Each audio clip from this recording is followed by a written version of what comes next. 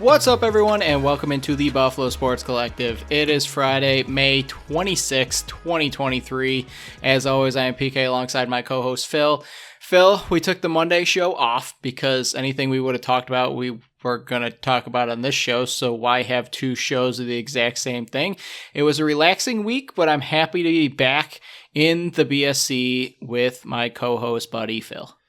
Yeah, I mean, just like the Bandits, we earned the week off. We earned the bye because we got those two Toronto games out of the way. So we also took an episode off to refresh and recover, and now we are ready to dive into the championship series for the third straight trip. And we are credited for this because this is the second year of covering this team, and it's the back-to-back. So hopefully it's a different result, but you can follow along with us on Facebook and Instagram at Buffalo Sports Collective and on Twitter at Buffalo Sports Co. Don't forget to subscribe to our channel wherever you listen to podcasts. Check out our website at buffalosportscollective.com, and we will dive into it now. What had been the talk of the town of when these games were going to be scheduled, they held out the information until they knew who they were playing because the arena availability for the other team was up for debate. Well, it was finally announced. Saturday, Game 1 in Banditland, 7 p.m. Monday, 4 p.m. out in Colorado. And then Game 3, if needed, is next Saturday, June 3rd, 7:30. Phil, I was rooting for the Saturday night game, not because of who we would be playing, but because the atmosphere in Banditland would be a lot crazier, in my opinion. Friday nights are tougher to sell out, especially for some of the Canadian fans that come down too. It's tougher to get out of work.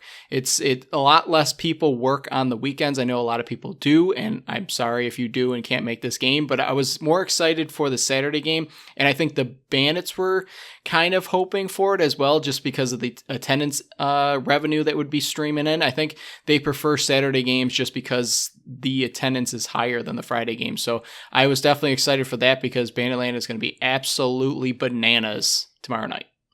And it's supposed to be a really nice weekend, so people can make kind of an entire day out of it or go super early to go get dinner and just kind of hang out downtown, walk by the water, you're already down there, and then eventually, stroll in. So it's kind of a nice situation where you're not rushing, like you said, you're not rushing after work on a Friday, or those who can't get there at all because they're coming from work, or however it may be on a Friday. Like you said, they are lower attended. I think we're bumping usually on Fridays. We're doing all right, but at the same time, I do think Saturdays are higher attended, and with this weekend looking like it's going to be really nice again, I think it'll just be a nice little treat to kind of enjoy Buffalo and then go watch an incredible Bandits game at 7 p.m. However, the Monday at 4 p.m. is disgusting, and I hate it. I don't like it. I know it's a holiday, and some people have off, but some people also work, and even as the players, you're going back to the West Coast, or to the West Coast, not back to. You're going to the West Coast and you have to play a 1 p.m. afternoon game on a Monday. I cannot imagine that feels good or normal. I feel like it's going to be incredibly weird and just awkward going in. I don't know. It just seems very strange. And then even obviously back on the East Coast, it's still 4 p.m. Again, it is a holiday, so a lot of people have off, and I'm sure you can have a lovely cookout and watch the game, and it can be better than it might be if it was a completely random Monday. It might be even worse, but even still, Monday at 4 just feels like a very, very strange time for a second game in a championship series. Well, I do agree with all of that, and I think the back-to-back games in the same weekend is an issue, and I'll touch on that towards the end of the show for PK's Hot Corner, but I understand the 4 p.m. aspect of it because, yes, they're headed out west. It's either a 1 or 2 o'clock game. I don't know what time zone Colorado's in. I think it might be central, though, so maybe it's a 2 o'clock game out there. It is weird for the players, but I think it's that early rather than a 7 p.m. game because, like we say all the time, all these players, or the majority of these players, have secondary jobs and main source of income outside of lacrosse. So with it being a 4 o'clock game here, they'll be back in time to go to their regular jobs on Tuesday rather than have to fly in at 1, 2, 3 o'clock in the morning and then have to wake up at whatever time they go into work. And some of them would probably just take that Tuesday off, especially if it's a sweep, either team. It's not going to be a friendly Tuesday to go into work after winning a championship in the NLL. So while I do understand the 4:00 game and the logistics of it all, it does stink as part of a sport like that, just because it is such a weird time to have a game 2 in a championship series in a professional sports league. So I'm hoping that I won't go too much into it, because like I said, at the end of the show, I'm going to dive into it more, but I hope that there are some changes to this scheduling aspect of it next year. And I think a lot of it is, I won't get into it, Phil. I think a lot of it is coming up at the end of the show. But Phil, before we actually dive into the game, and I guess these things that I'm going to be throwing out here are part of the game, but it's just a bunch of stats and stuff that a lot of the reporters and a lot of people out there were throwing out there all week in the lead up to this. And a lot of them are just really interesting and kind of weird kind of stats, and weird in a good way. First time this is the same back-to-back finals since the 2011 and 2012 when the Washington Stealth took on Toronto. And Phil, this is also the Zed Williams / Dylan Ward, and then the Josh Byrne / Dane Smith / Ian McKay / Chris Cloutier, all them that play with the Chaos. Here's the rundown here. They have faced each other in the 2020 PLL Championship Series. They faced each other in the 2021 PLL Championship. They faced each other last year, 2022 NLL Finals. They faced last year's PLL Championship in 2022. And then this year's NLL Finals.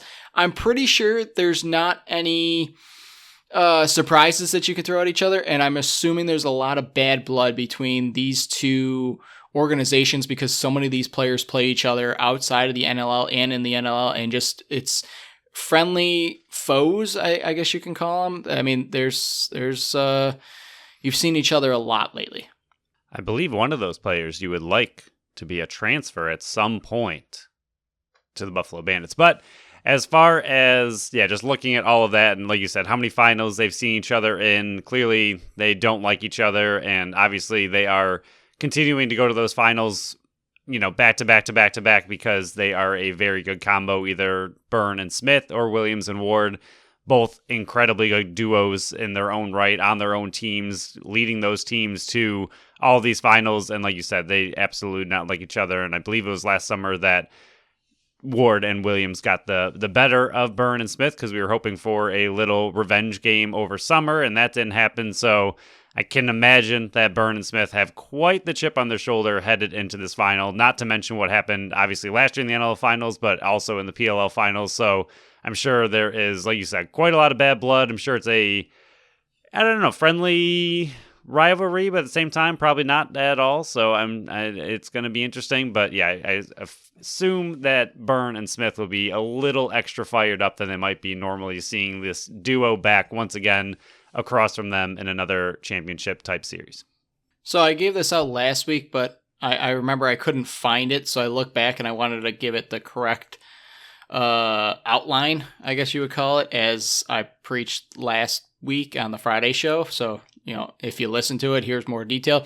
Max Adler, 7 straight years of a championship appearance in his pro lacrosse career. Here they are. With the MLL Denver Outlaws, and the MLL turned into the PLL in 18, 19, and 20. I'm sorry, 17, 18, 19, and 20. He made the championship appearance. In the PLL with the Chaos, 21 and 22. And then with the Bandits, 22 and 23. The man knows how to find his way into the finals, regardless of what league he's playing. And the man is just a true winner in the every aspect of the word, and I really hope that he can. I don't know if the Outlaws ever won. I'm gonna have to look that up while you talk, but if they have, he can complete the trifecta.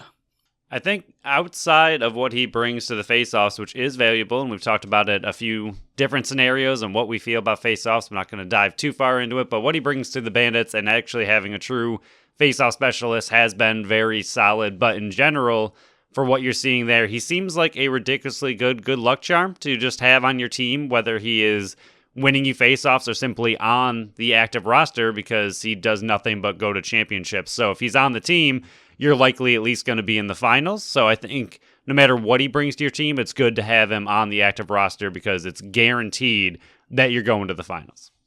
2018 season, they defeated the Dallas Rattlers 16-12. So yes, if the Buffalo Bandits pull off the win in the finals here, he will complete the trifecta of the three teams he played on, not only making the finals, but also getting a championship in each one of those. It's just, like you said, unbelievable run he's on right now, and that little good luck charm. But the last few stats here, Buffalo is plus 30 in goal differential right now. That is the best in league history, Phil. The top 7 in that category, besides the 2012 Edmonton Rush, have won the title. I'm not saying it's gonna happen, but those numbers are unbelievable. That's the best in league history. If they win and complete the sweep, it's gonna just be better because that's the way it works with winning. You're outscoring your opponents, so it's gonna be higher. But just those numbers themselves, unbelievable. And then per Adam Levy, who was up for the broadcaster of the year, I think it's broadcaster of the year, right? That's the name of the title, whatever it was. But media person of the year. Thank you.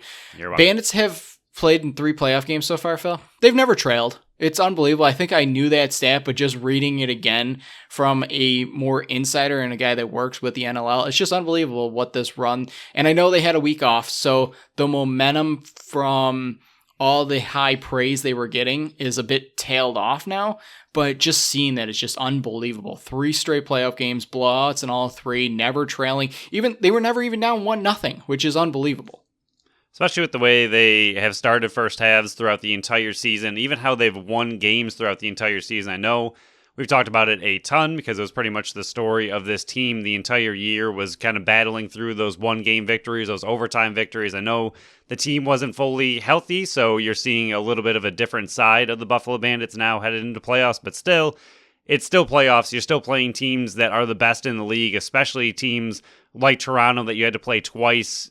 Beating them in the way you did was beyond unexpected, to do it not only once, but to do it twice, even after Toronto had the ability to make adjustments to their own team, going back home, playing in front of their own fans, and you still just blew them out of the water. And just the way they were able to handle those first 3 games, absolutely incredible. Like you said, momentum is a little bit carried off, but at the same time, this team definitely needed to get healthy and come in fresh for this series. So I'm really happy that they were still able to get that kind of that 1 week rest. I know Johnny has talked about it throughout the year and even during seasons that he doesn't really like the bye week. He loves his team just kind of keep going, and sometimes he would have 3 games in one weekend if it meant that his team got to keep playing and just kind of keep that momentum going. But I think what the team had to deal with during Toronto, I think it was good for them to get a little bit of a break, come in refreshed, and even have a little bit more time to figure out their strategy against Colorado. So it's kind of weird, but this is the 5th and 6th time this coming weekend that the Buffalo Bandits have faced Colorado Mammoth in the last 2 seasons. And we don't have to revisit history too much. We all knew what happened in the finals. We've talked about it multiple times on this show this season.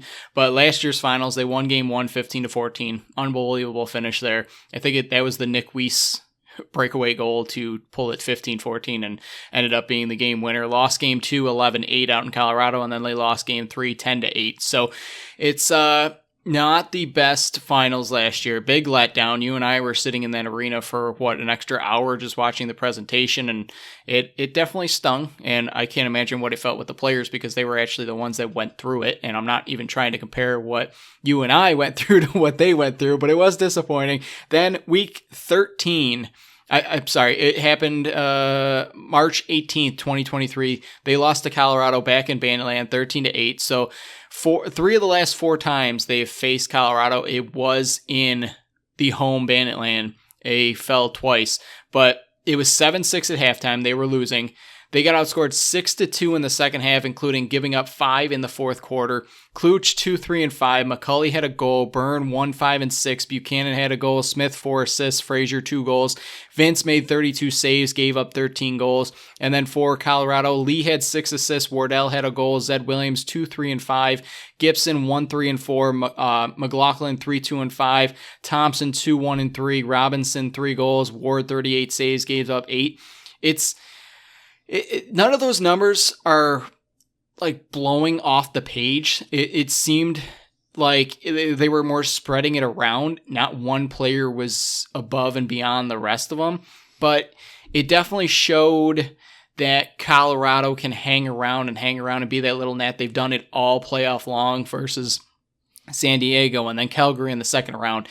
But the biggest thing that is against the Buffalo Bandits going into this series is they got to get that monkey off their back because they've lost the last 3 games. The only game they beat Colorado in the last 4 is that breakaway goal by Nick Weiss, and that's the only win they have against Colorado in 5 years, something like that, because there was no season the year before. The other season was cut short. They didn't face Colorado that shortened season either, but they've definitely got to get this monkey off the back. I think that's the biggest thing that's standing between Buffalo and a title is just Colorado seems to have their number. And as we get further and further in the show, we'll try to talk about it more. Yeah, the big thing to me with the Colorado series that you can see, I mean, even this year, they only put up 8 goals for the offense. And those last 2 games, 2 and 3, they only put up 8 goals. So the big thing to me is the offense finding a way to score. And even last year, one of the biggest strengths they had, I mean, no, the defense was good. Vince was good. That was all fine. I mean, 10 and 11 goals giving up isn't really the problem. I believe some of those were empty netters as well in both of those games, so it really wasn't too bad for the defense or Vince. But the big thing last year was the offense was so incredible, averaging near 14 goals a game throughout the entire season. So headed into playoffs, you were just expecting the offense to carry that on and just continue on with what they had been doing all year. So when they only put up 8 goals twice in the last 2 games to lose the championship series, you were kind of left extremely confused. What happened to this offense? Is it broken? Why were they only able to score 8 2 times when, you've scored nearly double that on average the entire year? So what happened? So to me, this year, obviously being a little bit different with their goals for average throughout the season was much lower. They had, a lot more of a struggle throughout the year because of those injuries. So headed into this series, that is going to be the biggest thing I'm going to keep an eye on is can the offense break through? And I mean, the last 3 games you've played this team going into last year and this year, you've only scored 8 goals 3 times in a row. So can they get over that hump and can the offense truly kind of take it over this year and figure out a way to get past this defense and Ward? So I know we mentioned this on our last show, but in case you also took a bye week and skipped our fantastic show that we had last week, which I would still encourage you to go listen because we talked a lot about the NLL awards and we were picking who we thought should win. And I know some of the awards are rolling out and we'll hit that on a different show. We don't really want to talk about that now because the main focus is the finals, but we went over these numbers. I figured we'd run it through again just because Calgary was eliminated. Colorado's the team we're facing. They went 9-9 wildcard team, so they were the 4th seed into the Western Conference, and they did nothing but grind out these wins. In the regular season, they were averaging 10.56 goals for, 11.56 goals against. In the playoffs, they're averaging 11 goals for and 10.67 goals against. They were 7-2 at home, 2-7 on the road, but one of those wins was in Banditland. Their season high was 15 goals. Now, Phil, I mentioned it on the show last week. I think it's still important to note it again because I think that's going to be a big number in this series. 12 goals seems to be the number for this team. In games where they scored 12 or more, they were 6-1. When they scored 11 or less, they were 3-8. In the playoffs, here's some notes: 13-12 win over San Diego, 8-7 win over Calgary, 13-12 loss in Calgary, 9-7 win in Calgary. It's very important to also note how good Dylan Ward was in that series. I mean, even to close out Game 3, he had not let in a goal in 26 minutes and 42 seconds to end the game. 2 goals against in the second half. In Games 1 and 2, both of them, 2 goals in the second half of both those games. It seems like they are getting they're kind of winning games in the playoffs here like Buffalo was in the regular season. And Buffalo is just annihilating teams in the playoffs. So it seems like both teams are kind of winning in different ways, if you want to call it, but they're definitely not a team that you can look lightly based on the numbers, because we've said it multiple times now. People all around town know it. Colorado seems to have Buffalo's number when it comes to it, but I guess we can go over the numbers a bit more if you want to, based on what they were doing in the regular season and the playoffs leading into the finals. I mean, both teams are getting hot at the right time. I know it's weird to say that for Buffalo, having a ridiculous record throughout the entire season and being the number one team in the NLL in the regular season. Obviously, they had a really good year, so it's kind of weird to say they're getting hot now. But obviously, what they're doing in playoffs is very, very different from what they did in the regular season. And same with Colorado. Colorado kind of limped into the playoffs, barely snuck in with a 500 record. And now they are starting to get hot. They're really starting to heat up. I mean, all of these wins are within 2. So, like you said, they're not really winning in dominant ways, but they're finding ways to win, similar to what Buffalo did all year long. Now Buffalo's gotten extremely hot in playoffs, but still, Colorado found a way to get here. They are the previous champions. We know they took down Buffalo last year, so it's one of those things, exactly like you said, no matter what the numbers are, you can't overlook this team because they are doing what they need to do to win games and to get to the championship series, and hopefully that stops now. But like you said, can't overlook them because they are finding ways to win. So we don't really have to go over the players much because a lot of these two teams are pretty much rolled over from the year before. So you saw them 3 times last year, some 1 game this year, but we'll just run through the names again just to give you a refresher. Dylan Kinnear, Eli McLaughlin, Connor Robinson, and Chris Wardell are the lefties.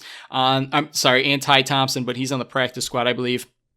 So who knows if he's going to be playing, but like I said earlier, 2 goals, 1 assist, 3 points in that 1 game that they played so far this year. He's a big, big lefty. And then for the righties, Evan Downey, Tyson Gibson, Ryan Lee, Brett McIntyre, and then of course, Zed Williams, you all know him. They don't have a elite point getter. I mean, Eli McLaughlin had led the team with 83 points, 44 goals, 39 assists in the regular season. Connor Robinson's the sniper. I mean, like I said, you don't really have to go over this. Ryan Lee is finally looking healthy once again. I think they said the story where he wasn't able to walk for like 8 weeks or something like that with the injury, coming back from that. He's played in 6 games, 39 points, 33 assists. He's not really a goal scorer. He's more of the Dane Smith of that team where, yes, he can score when he needs to. You saw that beautiful goal he had in Game 3 of the Calgary series, but he's got 16 assists, 21 points in the playoffs so far. The offense is going to run through Ryan Lee, and I don't know how I feel about that going into this one. I know he played in that 1 game in March, but this offense can be lethal if you let them because they've got a little bit of everything. They got the sniper, they got the playmaker, they got the big-bodied Zed Williams. It's kind of like a mismatch of all the right pieces you want on an offensive unit.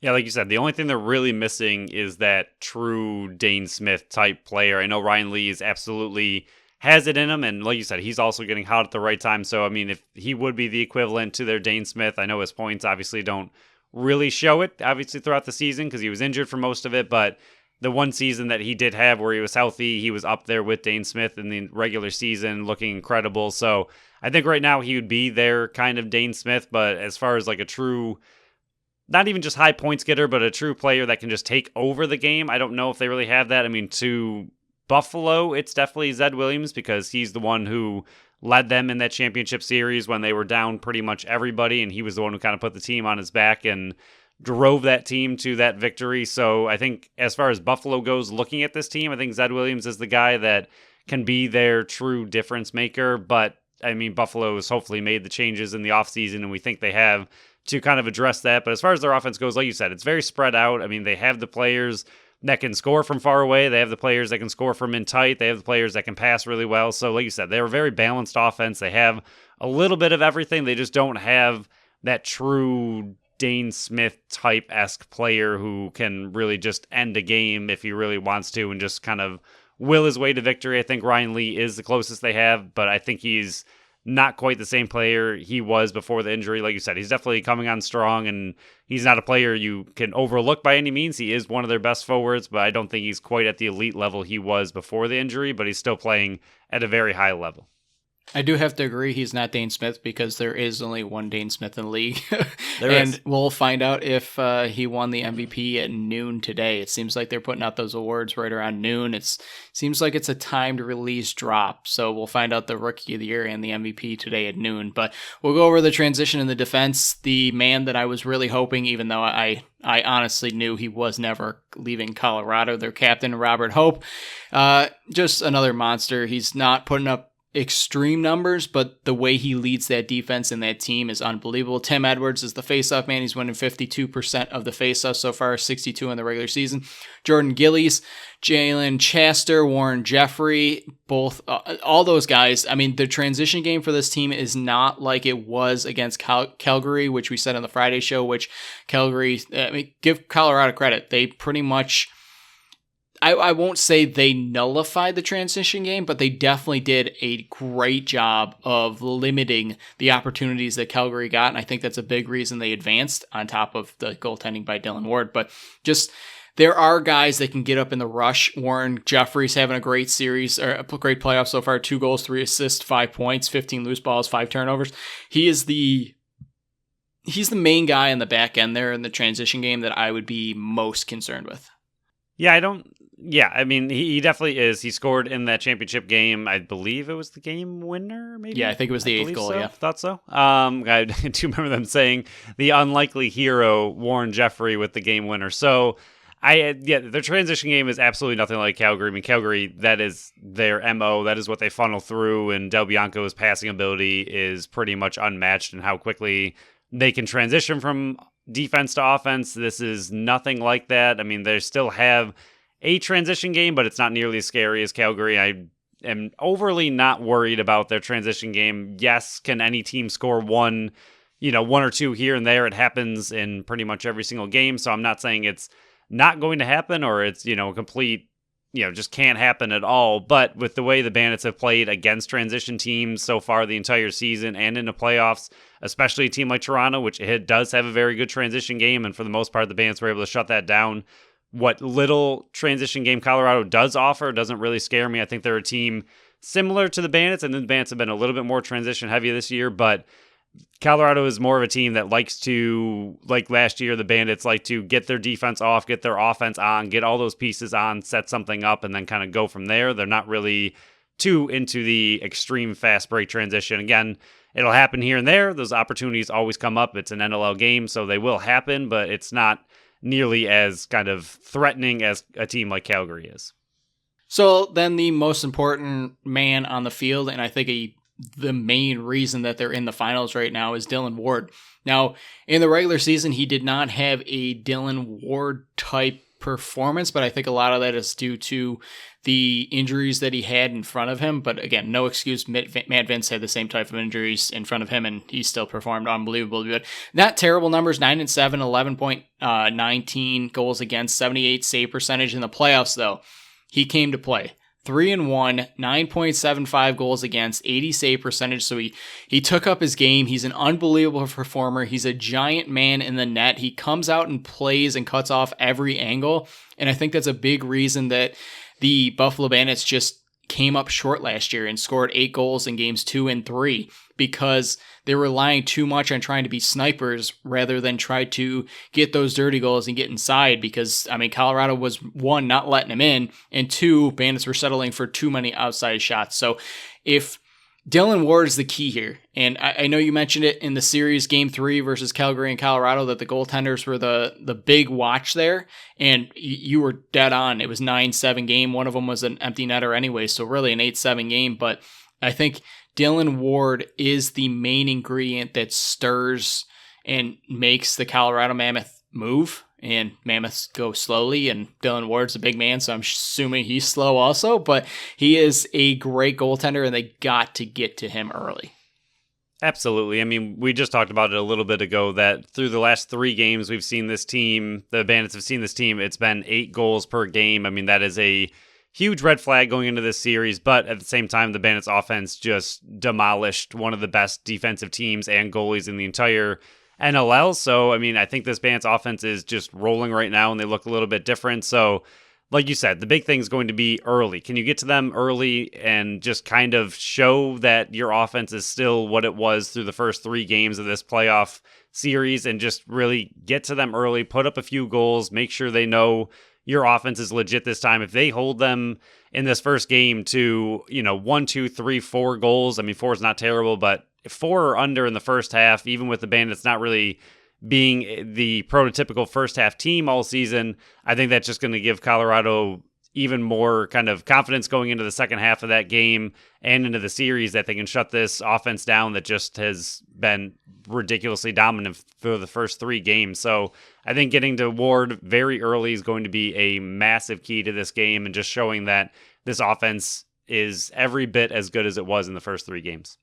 So before we get into the predictions and the milestones, we're adding this segment in because, like we said, we didn't have a Monday show. We took the Monday off, but we still wanted to have some engagement with the Buffalo Bandits fans. And since this is the finals, we wanted to try to bring some of those fans into the actual show, because, I mean, the people that listen to this are Buffalo Bandits fans. So why not try to get them more involved in this show? So we put it out there. We wanted to know what questions they wanted to hear us answer. If they have anything if they had anything they wanted us to look into. So we had some feedback in this one, and here's some of the top questions. And Phil, we can dive into these ones as well. I think we answered a lot of these, but we can go more in depth on these questions because that's the ones that these people want us to answer and kind of look into.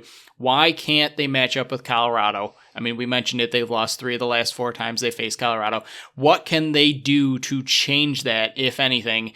And what should they do differently this year to beat Colorado in the finals and not have a repeat of what we saw last year in the finals?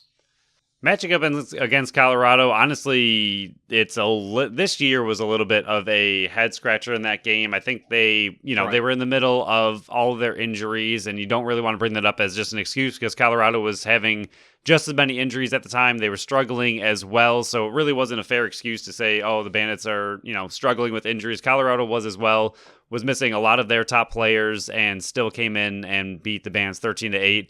I mean, it's a little bit of that West Coast, East Coast. West is a little bit different, but I don't know why Colorado necessarily has such an upper hand, it seems, against the Bandits. I mean, hopefully the series will change everything. Hopefully the Bandits come out with something a little bit different, but that game, I mean, losing 13-8, I believe it was at home. Again, you're doing that rematch thing. You're trying to get up for that game. You should be really pumped to try to go out and beat the team that beat you in the championship, and yet you get punched in the mouth 13-8 and one of their worst losses of the entire season.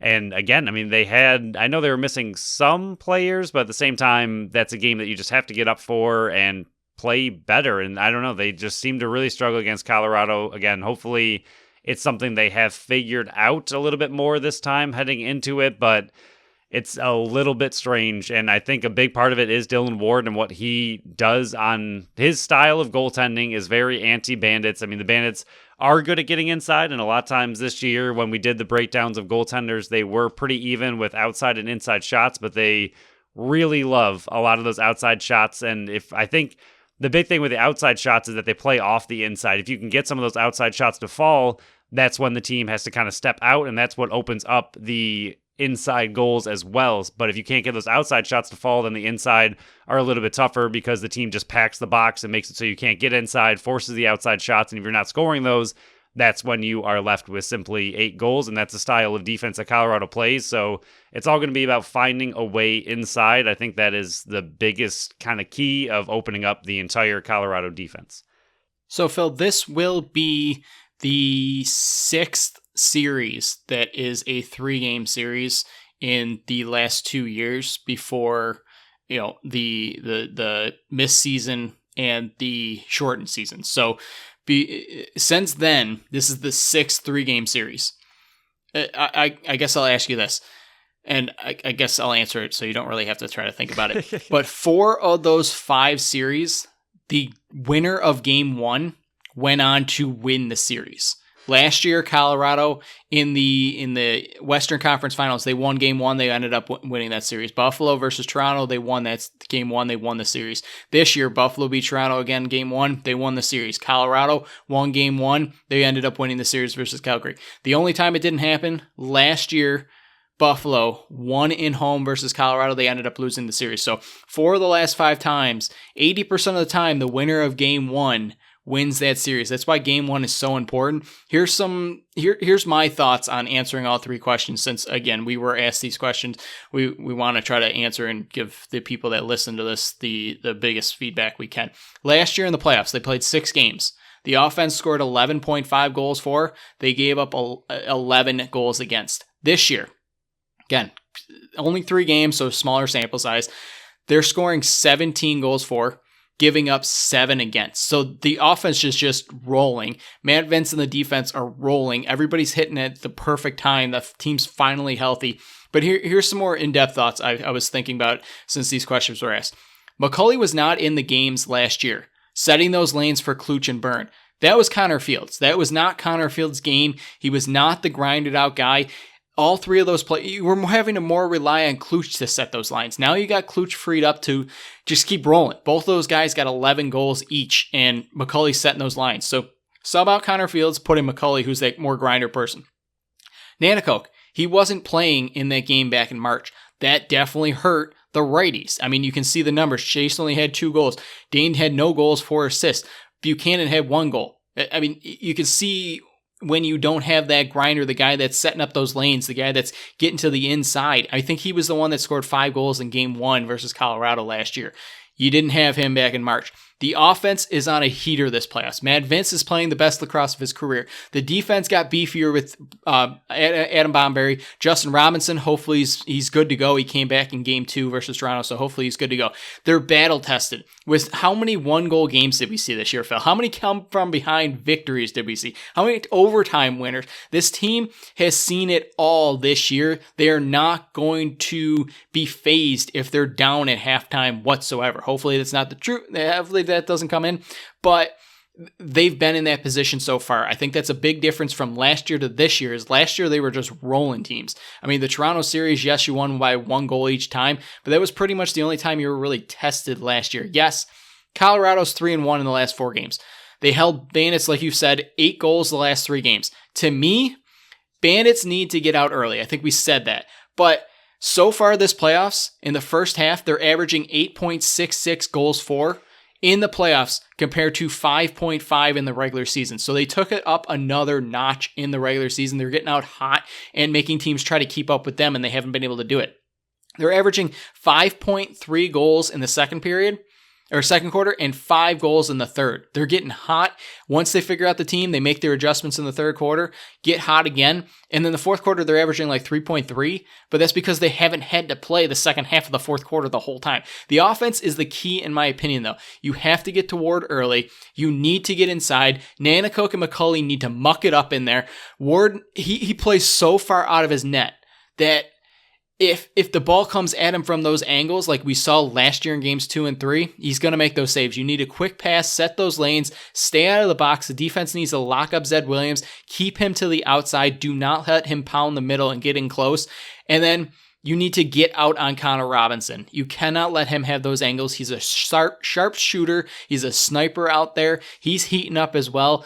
I think Zed Williams and Connor Robinson are the keys there on the offensive end. The defense has to focus on. And then you need to get inside on Dylan Ward. That was the main issue last year in games 2 and 3. They couldn't get to the inside. I think with Nanticoke and McCulley this year, they need to set those lanes. They need to get inside.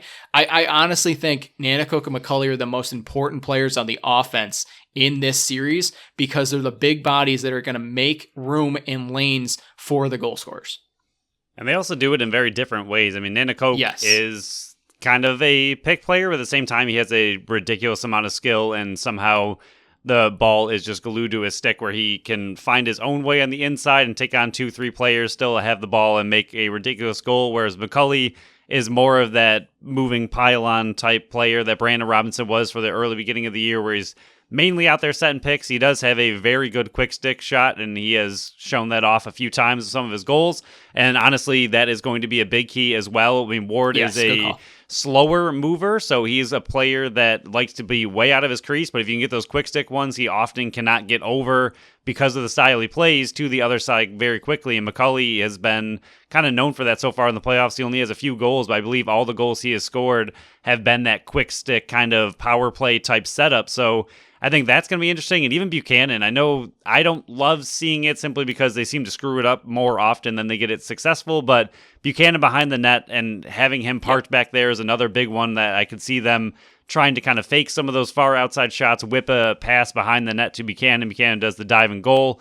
They have done it in the past where it's worked. They've done it in the past where the pass just gets launched and Buchanan can't catch it and it's kind of a wasted opportunity. But getting toward and the style he plays and how far out he plays, I think quick stick goals are going to be important.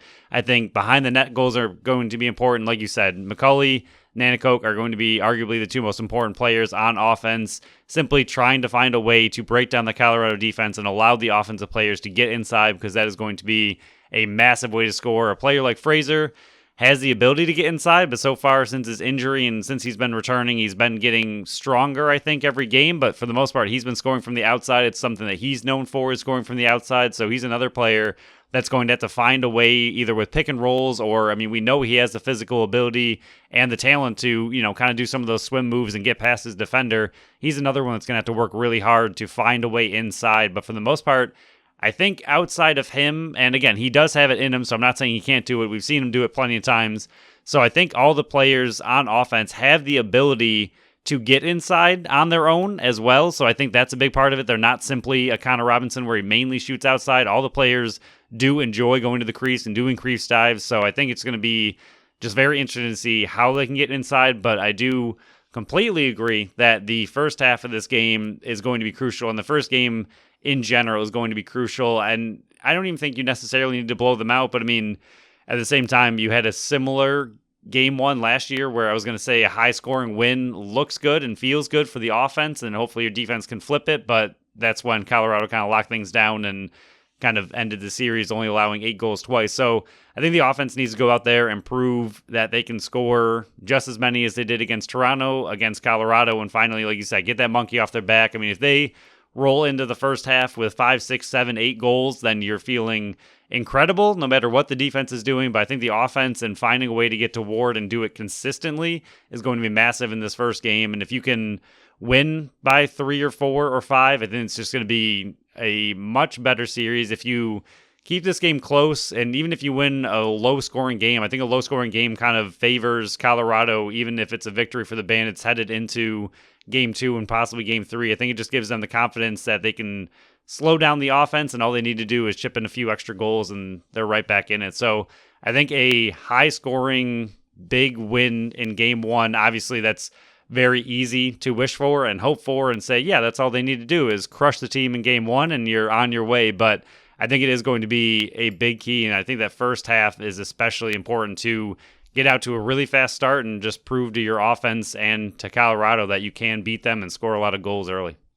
Right, and it also gets their monkey off their back. I think that's the biggest aspect, is they need to prove it to themselves again that, hey, Colorado is not any better than Toronto was. We think we took out one of the best teams in the league last week, or the last weekend, 2 weekends ago, and we can do it again. There's nothing stopping us from doing the exact same thing that we did to Toronto versus Colorado here. I mean, yes, they've beaten us 3 straight times. Who cares? We're a different team now than they saw back in March, than they saw last year. We're battle-tested. We're ready to go. But like we said, Game 1, like we said, versus the Toronto one, Game 1 is so critical and so important. That's a big reason why you wanted to win the league, to get that home field and win it in Banditland. I know there's so many fans out there, and I guess we can tie this into the predictions here for Game 1s and Game 2, but I know there are so many fans out there that were saying, hey, we want Games 2 and 3 at home rather than Games 1 and 3 because we want to see the championship won here in Banditland. We deserve that, blah, blah, blah, blah, blah. I don't care if they win it in Colorado as long as they win it. It's so important to start a series off like I just said. 4 of 5 times in the last 2 seasons, the winner of Game 1 went on to win the series. Yes, the only time that hasn't happened was last year in the finals, and it happened to Buffalo, but Game ones are so important, and that's why they have it at home. So you can start off hot, start off good. That's a big reason why I think Calgary did not win the series, because they couldn't start the series at home. They had to try to win back-to-back games 2 and 3 at home. They didn't do it. So I think that's a big reason. So Phil, we went over the players, we went over the stats of the last few games, we went over what we think they need to do. It's all out of our hands now. But what is your prediction? We'll start with game 1 in Banditland. What do you got the score being, and who is victorious in game 1, the very important game? I'm a little worried about game 1 being high scoring for the Bandits, simply having that week off. I'm not saying that they can't get super jazzed. I'm sure they will be. I'm sure there's going to be the chip on the shoulder, and I think we've said this before, that it's going to be a little low scoring, and then all of a sudden they just do what they did the last 3 games that I don't think anyone could have predicted. So for me, I think it's going to be a little bit low scoring-ish compared to at least the ridiculous 17 goals for that they're averaging through 3 games. So I think if they can get to 13, that's going to be my lucky number in game 1. Maybe get 12 and then maybe get a empty netter to make it 13.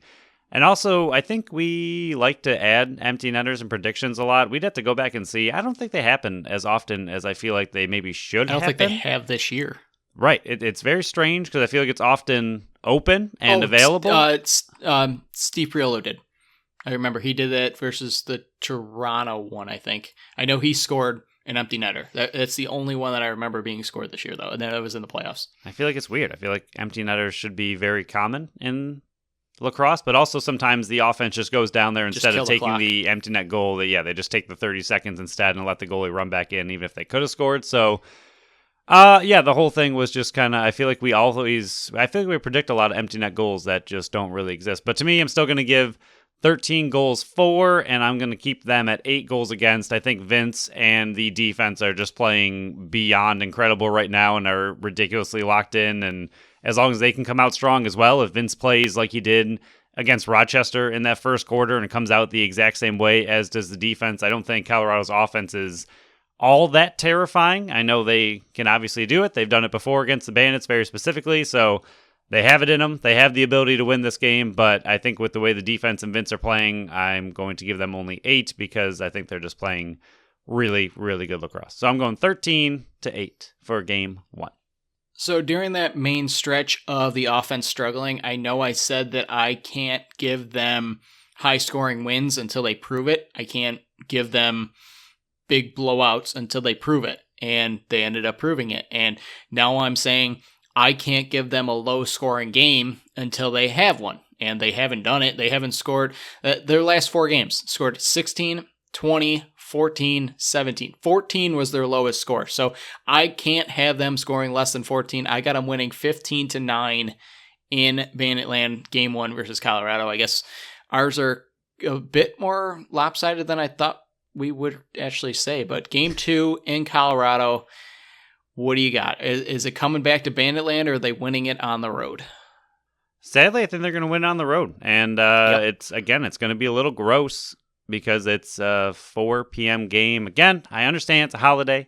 A lot of people are going to be off. It's going to be a good time to have a cookout and get everybody together and watch a Bandits championship victory. But it's, I don't know. I don't love it. It is what it is. But I'm going to give them, game 2. We're out west. It's weird because it's, 2 or 1. I don't know what it is out there.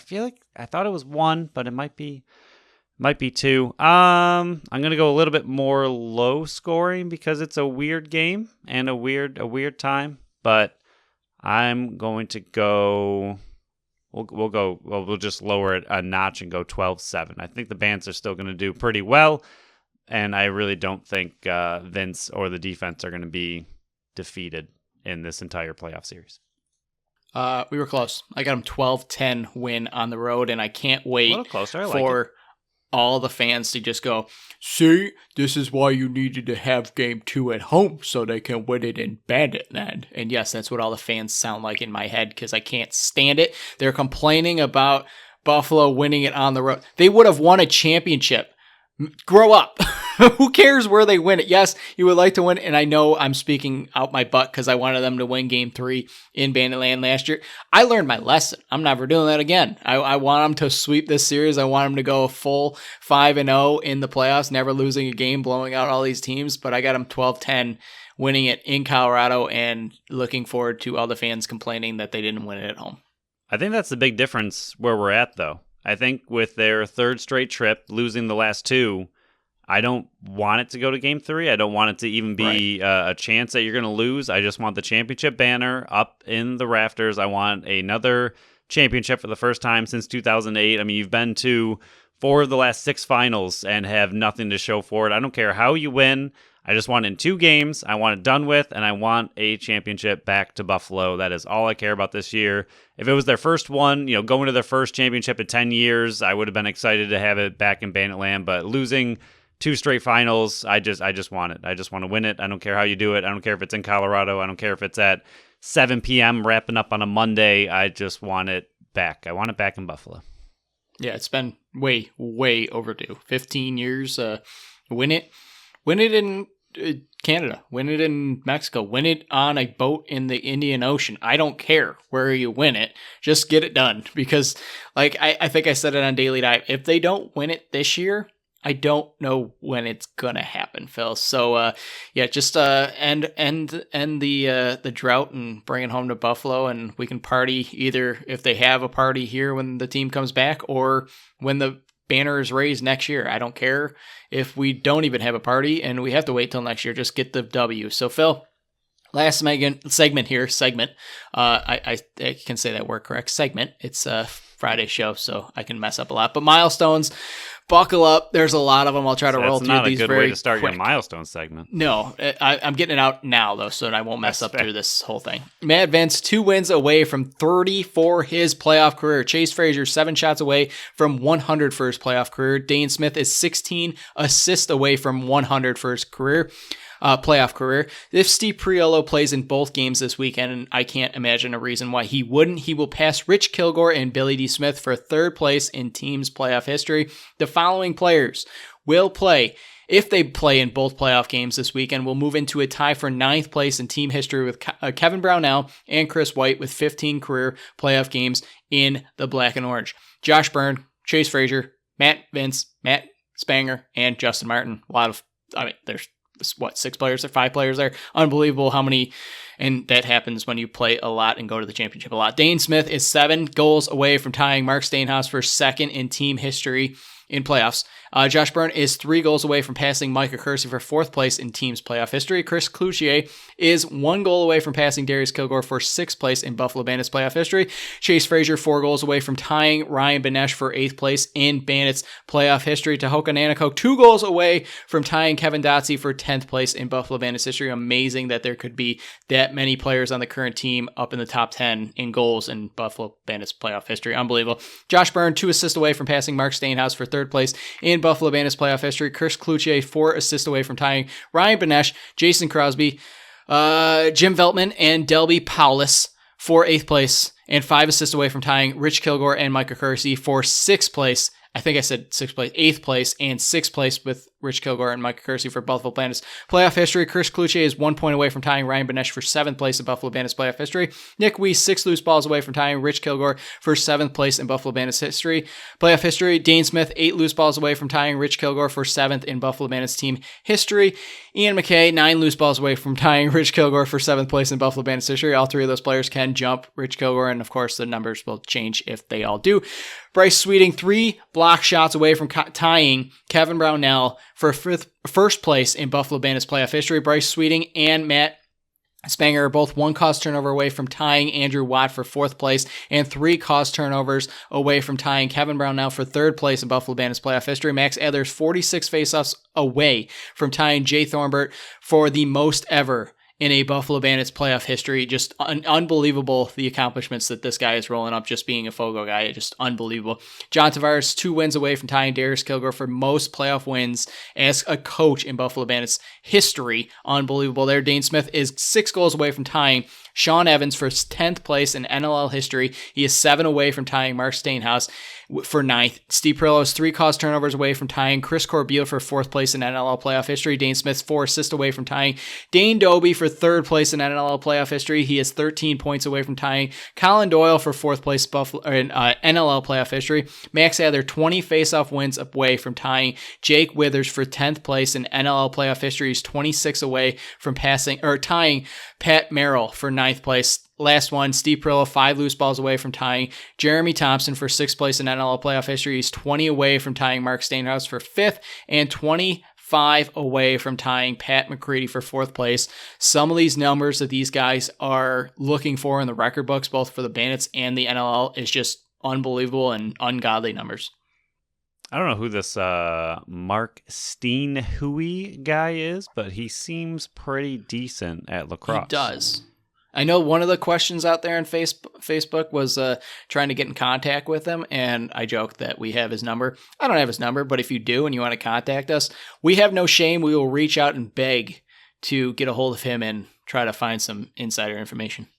Yeah, I think that would be like the number one thing. Like, it'd be Bandits Championship would be number 1, and number 2 would be intel on Mark Stainhouse and what happened. I think those are the 2 top things. If the Buffalo Bandits made a holiday list of wishes, I think those would be the top 2. And there's 2 other things that stand out the most. One, Matt Vince, not often named on this list. It's almost like he has all the records that anybody easy to keep track of. Could ever want. And then the other one is, I believe there's a coach, John Tavares, 2 wins away from the most ever in Bandits history, yet Vince and Tavares were players and coaches that were, consistently questioned why they're still here. It's pretty interesting that they are so good at what they do. Maybe people listen to the show and they realize, hey, they're not saying these 2 guys on the Milestone segment very much. They must not be very good. We should get rid of them. Yeah, I mean, that's fair. That's fair. It's easy when it's easy when they already have the records and you don't have to name them. Yeah, I mean, like you said, Vince is probably the easiest. He just kind of gets his own milestones now, and every single time he steps in the net, every save, every win, every minute he is out there is just records piling on the records, which is fantastic. But he needs to go and get himself a championship and then probably come back next year and get another one. But we'll worry about this one first. Yeah, don't put that in my brain already. I'm just looking forward to the games. I'm not looking forward to an offseason of worrying it because I'm not even going to talk about that right now. So PK's Hot Take Friday, and this one's not truly a big hot take, I don't think. I think a lot of people are thinking the same way I am, but I'm the one that's going to say it because I have the microphone in front of my face. NLL, I think they need to fix the 2 games in 1 weekend issue, and my biggest issue with it is 1, attendance, and 2, the arena problems. And I think we saw that where Buffalo couldn't announce when the game was because they didn't know who they were facing and they didn't know when game 2 was going to be able to be played against whoever they were facing. And to me, that's a big issue because how many tickets were left unsold because people couldn't buy them until they knew what was going on, and then maybe something else happened and they couldn't go to the game. I have no clue if this is a 1-year thing or if this is going to be a trend continuing. And I believe the reason behind it is trying to cut down on the NLL season bleeding into other leagues. I know the WHL is starting up. I know the I can't remember what I just looked up all this stuff the other day. It's major series lacrosse, I think it is. And then the PLL is also starting. So 3 leagues are already starting. I know the PLL starting the first week in June, but the other 2 leagues have already started. I think they're trying to trim that down so these players are not just going from one sport, missing the start of the other ones. And I think a lot of it is due to paychecks as well. But my suggestion is either to start the season a little bit earlier or less bye weeks in the season. And I know some of the bye weeks are built in because the arenas, and I know there's a bunch of stuff behind the scenes, but I think that's my biggest issue with these playoffs so far is just I love the back-to-back games as a fan watching it, but I think it's going to hurt the revenue aspect of it because how many people were at that Friday game versus Toronto? It wasn't as much as I think there would have been if it was Saturday. And I know a lot of that is not happening because you needed to squeeze both games in the same weekend, but it's just a little bit disappointing based on the numbers of people that could have been to these games.